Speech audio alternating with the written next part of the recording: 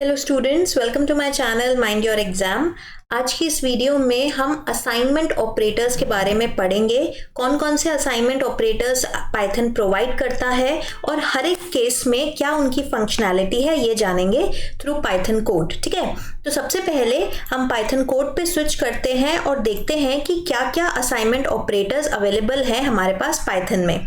तो सबसे पहला और बेसिक असाइनमेंट ऑपरेटर जो सिंपल इक्वल टू साइन होता है वो है हमारा नॉर्मल, जिसे हम असाइनमेंट ऑपरेटर ही कहते हैं या इक्वल टू साइन कहते हैं। ठीक है, अब असाइनमेंट ऑपरेटर, ये नॉर्मल जो असाइनमेंट ऑपरेटर है कैसे वर्क करता है हमने पीछे प्रोग्राम्स में भी और कोडिंग में भी देखा है।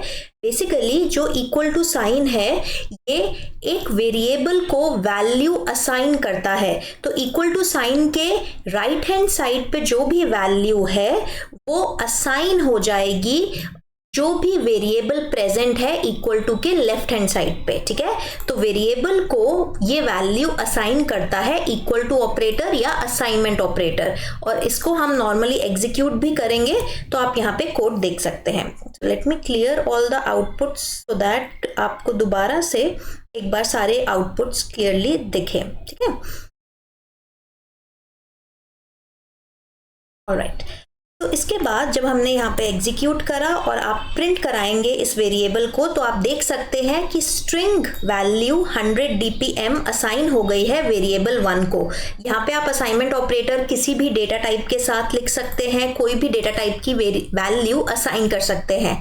अलग अलग डेटा टाइप्स कौन से होते हैं पाइथन में ये हमने डिटेल में एक सेपरेट वीडियो में पढ़ा था, उसका लिंक टॉप राइट कॉर्नर पे है। ठीक है, अब नेक्स्ट अपने असाइनमेंट ऑपरेटर पे आते हैं। अब बेसिक असाइनमेंट ऑपरेटर के बाद जितने भी असाइनमेंट ऑपरेटर के कॉम्बिनेशंस बनेंगे वो या तो अरिथमेटिक ऑपरेटर्स के साथ बनेंगे या फिर आपके बिट वाइज ऑपरेटर्स के साथ बनेंगे। तो अरिथमेटिक ऑपरेटर के साथ जब प्लस के साथ हम असाइनमेंट ऑपरेटर को कंबाइन करते हैं तो हमें एडिशन असाइनमेंट ऑपरेटर मिलता है। ये दूसरे टाइप का असाइनमेंट ऑपरेटर है। पहला बेसिक असाइनमेंट ऑपरेटर था, दूसरा है एडिशन असाइनमेंट ऑपरेटर। अब एडिशन असाइनमेंट ऑपरेटर के केस में क्या होता है, बेसिकली जब आप प्लस इक्वल टू को एक साथ लिखते हो तो ये सिंबल एडिशन असाइनमेंट ऑपरेटर कहलाता है। और वो वर्क कैसे करता है, जो भी वैल्यू एडिशन असाइनमेंट ऑपरेटर के राइट हैंड साइड पे होगी वो वैल्यू ऐड हो जाएगी लेफ्ट हैंड साइड वाली वैल्यू में, और जो भी रिजल्ट होगा वो लेफ्ट हैंड साइड वाले वेरिएबल में स्टोर हो जाएगा, यानी अपडेट हो जाएगा। तो सपोज हमारे पास दो वेरिएबल्स हैं जे एंड के।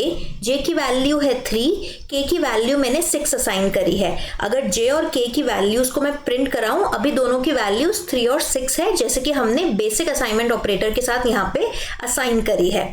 अब अगर मैं ये स्टेटमेंट एग्जीक्यूट करती हूं, यानी j प्लस इक्वल टू के, ये स्टेटमेंट इस पर्टिकुलर स्टेटमेंट के बराबर है। यानी अगर मैं लिखूं j equal to j plus k, यानी j और k को ऐड करो और फिर जो भी रिजल्ट आया है उसको असाइन कर दो j में, यानी j की वैल्यू अपडेट कर दो, तो ये दोनों स्टेटमेंट सेम है। या फिर आप ये भी कह सकते हैं कि ये स्टेटमेंट शॉर्ट हैंड नोटेशन है या शॉर्टकट है इस स्टेटमेंट को लिखने का। तो इस स्टेटमेंट एडिशन असाइनमेंट ऑपरेटर को जब हम एग्जीक्यूट करेंगे तो क्या होगा, j में वैल्यू आ जाएगी j प्लस के, यानी 3 प्लस 6 9, और k की वैल्यू चेंज नहीं होगी, तो k की वैल्यू 6 ही रहेगी। तो अगर हम एग्जीक्यूट करते हैं तो आप देख सकते हो j की वैल्यू यहाँ पे प्रिंट हो गई है 9 और k की वैल्यू अनचेंज्ड है 6, जो कि पहले भी 6 ही थी। अब सेकेंड अरिथमेटिक ऑपरेटर होता है सबट्रैक्शन ऑपरेटर या माइनस ऑपरेटर। अरिथमेटिक ऑपरेटर को हमने डिटेल में एक सेपरेट वीडियो में जहां पढ़ा है, उसका लिंक टॉप राइट कॉर्नर पे है, आप चाहे तो उसे दोबारा रिविजिट कर सकते हैं। तो सबट्रैक्शन ऑपरेटर के केस में हम क्या करेंगे, माइनस और इक्वल टू साइन, या माइनस या सबट्रैक्शन और उसके साथ असाइनमेंट ऑपरेटर एक साथ लिखेंगे। तो अब ये माइनस इक्वल टू या सबट्रैक्शन असाइनमेंट ऑपरेटर कैसे काम करता है, जे इक्वल टू जे माइनस के, इस तरीके से इस स्टेटमेंट को एग्जीक्यूट किया जाएगा। तो यहाँ पे मैंने जे और के को उनकी इनिशियल वैल्यूज फिर से असाइन करी हैं, ताकि जो पिछला हमने वैल्यू कैलकुलेट करी है वो चेंजेस नेक्स्ट वाली कैलकुलेशन में रिफ्लेक्ट ना हो। तो आप चाहे पिछले वाले रिजल्ट पे जो अपडेटेड जे की वैल्यू है उस पर भी वर्क कर सकते हैं। मैंने यहाँ पे सिंप्लिसिटी के लिए जे और के को दोबारा से 3 और 6 वैल्यूज असाइन करी है। जब मैं ये वाला स्टेटमेंट एग्जीक्यूट करूंगी तो इसमें क्या होगा, जे में से सब्ट्रैक्ट हो जाएगी के की वैल्यू, यानी 3 माइनस 6 आ जाएगा -3 और वो वैल्यू जे को असाइन हो जाएगी।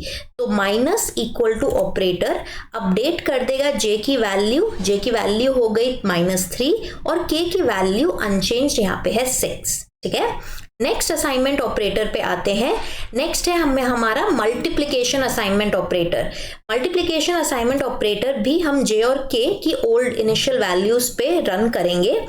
जे स्टार इक्वल टू के, अब ये क्या करेगा स्टेटमेंट, ये बेसिकली जे में असाइन करेगा मल्टीप्लिकेशन ऑफ जे एंड के, यानी जे और के का जो प्रोडक्ट है उन्हें मल्टीप्लाई करने का जो भी रिजल्ट आएगा वो वैल्यू जे में अपडेट हो जाएगी।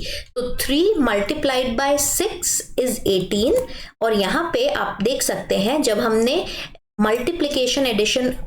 मल्टीप्लिकेशन असाइनमेंट ऑपरेटर को एग्जीक्यूट करा है तो जे की वैल्यू अपडेट हो गई है, वैल्यू आ गई है 18 और के की वैल्यू एज इट इज 6 ही है। ठीक है, तो जो असाइनमेंट ऑपरेटर, किसी भी असाइनमेंट ऑपरेटर के राइट हैंड साइड की वैल्यू है वो चेंज नहीं हो रही, जैसे कि यहाँ पे के की वैल्यू चेंज नहीं हो रही। ओके, इसके बाद हमारा नेक्स्ट असाइनमेंट ऑपरेटर आता है डिवीजन असाइनमेंट ऑपरेटर। अब डिवीजन असाइनमेंट ऑपरेटर का मतलब है कि असाइनमेंट ऑपरेटर को हमें पेयर अप करना है डिवीजन के साथ, डिवीजन ऑपरेटर के साथ। अब 2 तरीके के डिवीजन ऑपरेटर होते हैं, मैं यहाँ पे बेसिक डिवीजन ऑपरेटर यूज कर रही हूँ, जिसका हमें रिजल्ट डेसिमल या नॉन इंटीग्रल वैल्यूज भी मिलता है अगर क्वेश्चन मतलब अगर डिविडेंड कंप्लीटली डिवाइजर से नहीं डिवाइड हुआ। ठीक है, तो यहाँ पे जे और के की वैल्यू को मैंने फिर से 3 और 6 असाइन किया है। अब जे में मैंने क्या assign, j division equal to k का क्या रिजल्ट होगा, it will be same as assigning j to the value of j divided by k. इसका मतलब कि अगर मैं इस स्टेटमेंट को एग्जीक्यूट करती हूँ डिवीजन असाइनमेंट ऑपरेटर को, तो उसका रिजल्ट क्या होगा, सबसे पहले जे को डिवाइड किया जाएगा के से, यानी 3 डिवाइडेड बाय 6 का जो भी रिजल्ट है, जो भी क्वेश्चन आएगा वो आपका जे में स्टोर हो जाएगा। तो इसका आउटपुट आएगा 0.5 और जे की वैल्यू 0.5 अपडेट हो गई है, के की वैल्यू एज इट इज है। नेक्स्ट हमारा सेकंड टाइप का डिवीजन ऑपरेटर होता है अरिथमेटिक ऑपरेटर्स में फ्लोर डिवीजन या इंटीजर डिवीजन ऑपरेटर, है ना। तो उसके साथ जब हम असाइनमेंट ऑपरेटर कंबाइन करेंगे तो क्या होगा, अब इस केस में सिर्फ इंटीग्रल पार्ट जे को असाइन होगा, यानी J equal to J integer division के। तो 3 इंटीजर डिवीजन या फ्लोर डिवीजन के या 3 फ्लोर डिवीजन 6 की क्या वैल्यू होगी, क्वेश्चन क्या आएगा 0, रिमाइंडर होगा 6, है ना।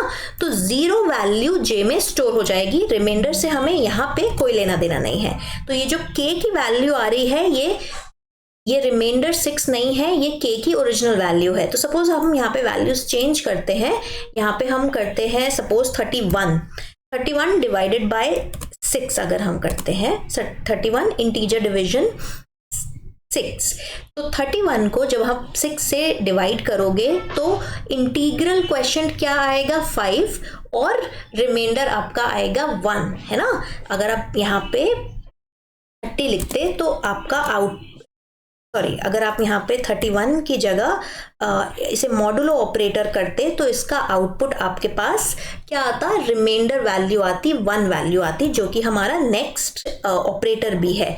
तो इंटीजर डिवीजन के केस में आपको क्वेश्चन में सिर्फ इंटीग्रल पार्ट मिलेगा अगर डिविडेंड कंप्लीटली डिवाइड नहीं होता डिवाइजर से। ठीक है, अब अगर इसी केस में हम मॉडुलस ऑपरेटर देखें, मॉडुलस असाइनमेंट ऑपरेटर क्या करेगा, यहाँ पे मैं वैल्यूज 31 और 6 कर देती हूँ। तो जे की इनिशियल वैल्यू है 31, के की इनिशियल वैल्यू है 6, तो मॉडुलस ऑपरेटर जो भी रिमाइंडर आया है जे और के को डिवाइड करने के बाद वो रिमाइंडर वैल्यू असाइन कर देगा किसमें, जे में। तो 31 डिवाइडेड बाय 6 का रिमाइंडर आएगा 1 जो कि असाइन हो गया है जे में, जैसे कि यहाँ पे जे की वैल्यू प्रिंट हो रही है। ठीक है, अब अरिथमेटिक ऑपरेटर से बनने वाला लास्ट असाइनमेंट ऑपरेटर है एक्सपोनेंशिएशन ऑपरेटर।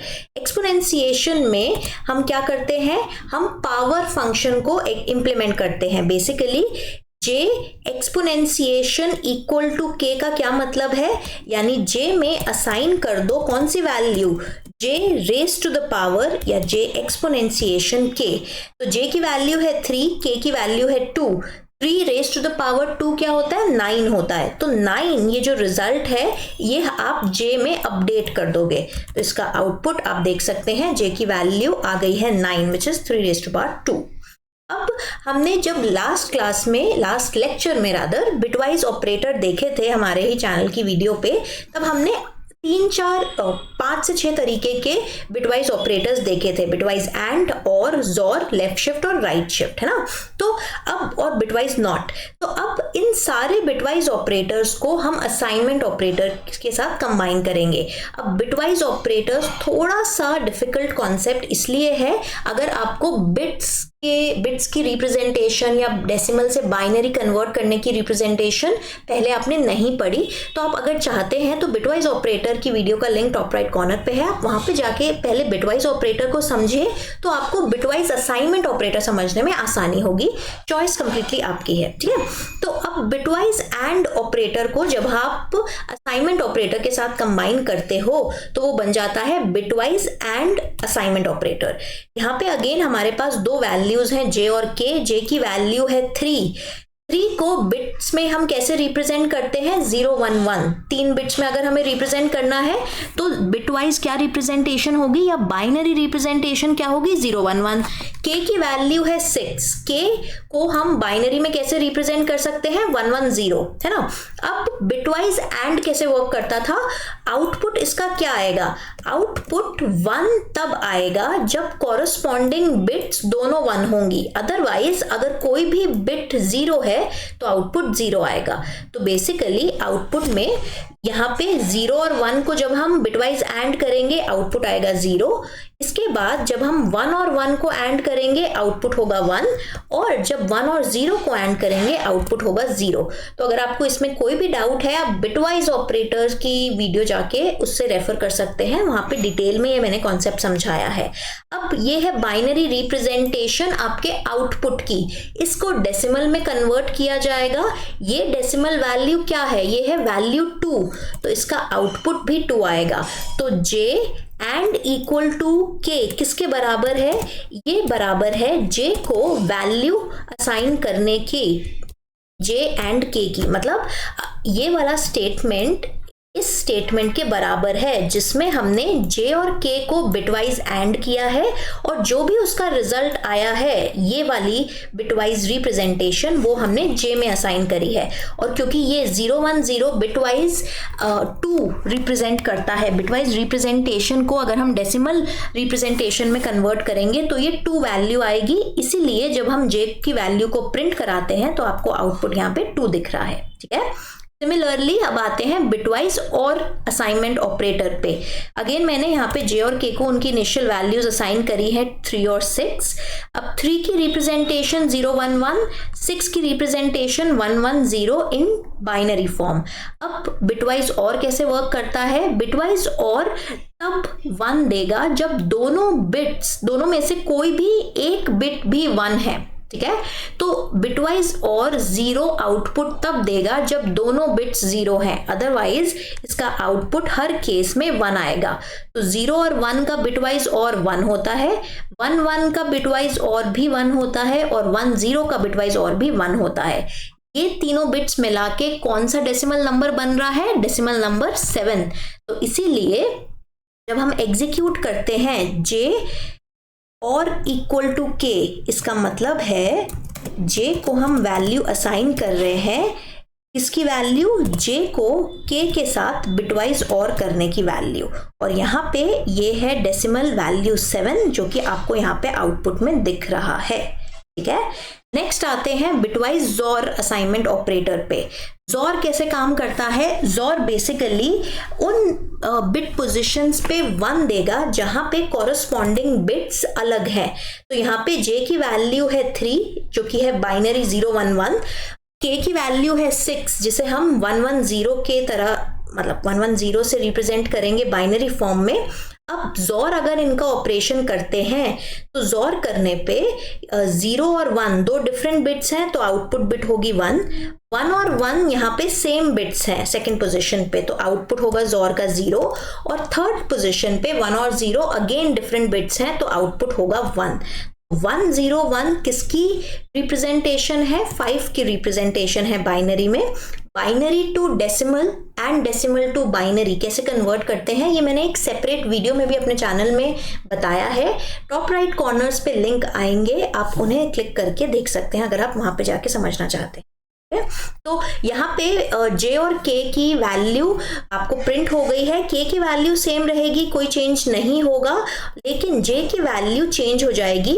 जो भी जॉर फंक्शन हुआ है उसका रिजल्ट आ जाएगा जे में। तो ये J equal to J bitwise XOR के बराबर है। जे में वो वैल्यू असाइन कर दो जो इन दोनों का जॉर करने पे बिटवाइज जॉर करने पे वैल्यू आ रही है। ओके, सेकेंड लास्ट हमारा असाइनमेंट ऑपरेटर है bitwise left shift assignment operator. मतलब असाइनमेंट ऑपरेटर को जब आप left shift bitwise left shift operator के साथ कंबाइन करोगे तो क्या आउटपुट आएगा? अब यहाँ पे सिंप्लिसिटी के लिए मैंने के की वैल्यू चेंज करी है। हम लेफ्ट और राइट शिफ्ट एक सिंगल पोजिशन से करके देखेंगे, ठीक है। अब जे की क्या रिप्रेजेंटेशन है? 3 की क्या रिप्रेजेंटेशन है बाइनरी में? 011। अब लेफ्ट शिफ्ट हम कर रहे हैं। लेफ्ट शिफ्ट में क्या होता है? लेफ्ट मोस्ट जो जितनी पोजीशन से हमें शिफ्ट करना है उतनी ही स्टार्टिंग की बिट्स हम डिस्कार्ड कर देते हैं। तो स्टार्टिंग की बिट 0 डिस्कार्ड हो जाएगी और बाद की जो भी बिट्स हैं वो एक पोजीशन लेफ्ट पे शिफ्ट हो जाएगी। तो एक पोजीशन पहली 0 बिट डिस्कार्ड हो गई, सेकंड वाला जो 1 है वो अब फर्स्ट पोजीशन पे आ जाएगा, जो थर्ड वाला 1 था वो अब सेकंड पोजीशन पे आ जाएगा और ये जो बिट खाली पोजीशन है इस पे हम 0 अपेंड कर देंगे। तो ये जो आपका आउटपुट आया है ये डेसिमल फॉर्म में 6 को रिप्रेजेंट करता है, ठीक है। ऐसे कि देखो मैंने आपको ये भी समझाया था कि ये वाला जो बिट पोजीशन है ये रिप्रेजेंट करती है 2 रेज़ टू पावर 0 यानी 1। ये वाली बिट पोजीशन रिप्रेजेंट करती है 2 raise to power 1 which is equal to 2 और ये वाली बिट पोजीशन रिप्रेजेंट करती है 2 raise to power 2 which is 4। तो जहां जहां 1 सेट है उनकी बिट वैल्यूज को हम ऐड कर देंगे। तो 4 plus 2 will give you output 6 जो कि जे की वैल्यू है। तो लेफ्ट शिफ्ट वाला स्टेटमेंट किस स्टेटमेंट के बराबर हुआ? जे में वैल्यू असाइन करो कौन से ऑपरेशन की? जे को लेफ्ट शिफ्ट करने के बाद विथ के बिट पोजीशंस, है ना। सिमिलरली हमारा लास्ट असाइनमेंट ऑपरेटर आता है बिटवाइज राइट शिफ्ट। इसमें मैंने जे की वैल्यू 5 ली है। अगेन एक सिंगल बिट पोजीशन से शिफ्ट कर रहे हैं, आप ज्यादा से भी करके देख सकते हैं। जस्ट फॉर सिंप्लिसिटी मैंने सिंगल बिट पोजीशन से राइट शिफ्ट किया है। अब राइट शिफ्ट मतलब राइट मोस्ट बिट आपकी डिस्कार्ड होगी। तो ये जो 1-0 है ये एक स्टेप राइट मूव कर जाएंगे। तो 1 आ जाएगा सेकेंड बिट पोजीशन पे, 0 आ जाएगा थर्ड बिट पोजीशन पे और ये जो एम्प्टी गैप बचा है यहाँ पे 0 फिल हो जाएगा। अब 0-1-0 किसकी रिप्रेजेंटेशन है? 2 की रिप्रेजेंटेशन है जो कि आपका आउटपुट है यहाँ पे, ठीक है। तो ये थे अलग अलग असाइनमेंट ऑपरेटर्स जो कि बेसिकली असाइनमेंट जो इक्वल टू ऑपरेटर है उन्हें कंबाइन करने के बाद बनते हैं। या तो हम कंबाइन करते हैं बिटवाइज ऑपरेटर्स के साथ या हम कंबाइन करते हैं अरिथमेटिक ऑपरेटर्स के साथ। तो आई होप आपको ये सारे असाइनमेंट ऑपरेटर्स समझ आ गए होंगे। अगर आपको कोई भी डाउट है तो प्लीज हमें कमेंट सेक्शन में आप पूछ सकते हैं। एंड अगर आपको इस वीडियो से कुछ भी नया सीखने को मिला, आपकी कोई भी हेल्प हुई तो वो भी हमें कमेंट सेक्शन में जरूर बताइए। It helps us to boost our morale. So thank you for watching. Till we meet in the next video. Mind your exam.